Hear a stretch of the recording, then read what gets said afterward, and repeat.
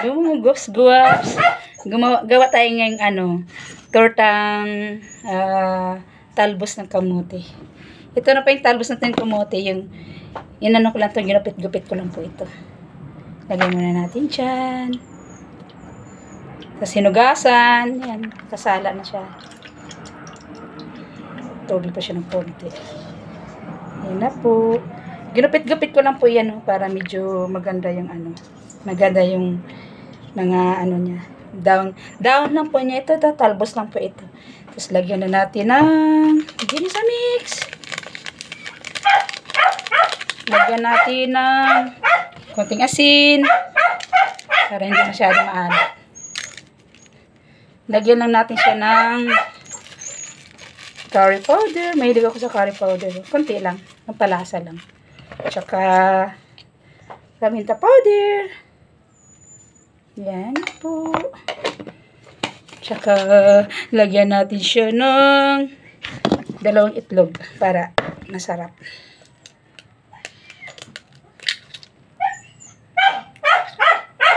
Prito natin. Timpla na lang natin to. Tapos pawisan agad ako. Haluin natin siya ng yan po siya. Ganun lang po kasimple. Ang gawin natin. Tapos lagyan natin siya ng lang ilalagay ko? Cornstarch powder lang para medyo maglagkit na siya. Yan po. Yan po kasimple. I-mix-mix na po natin. Para, ganun lang po kasimple. Torta na po siya. Tikman natin yung lasa. Sarap siya. Luluto na natin. Ayan na po, lupar lang po natin sila.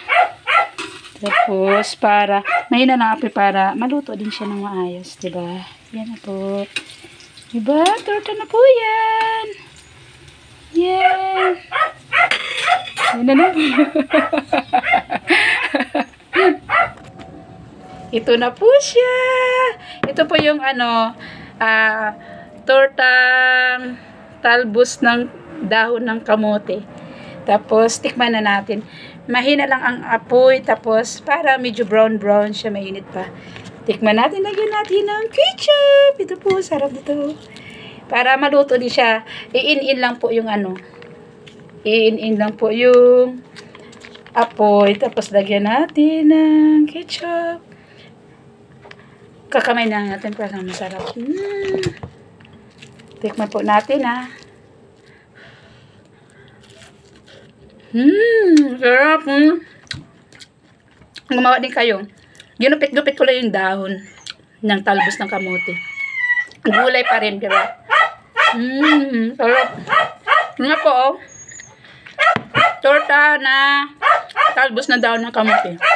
Thank you for watching.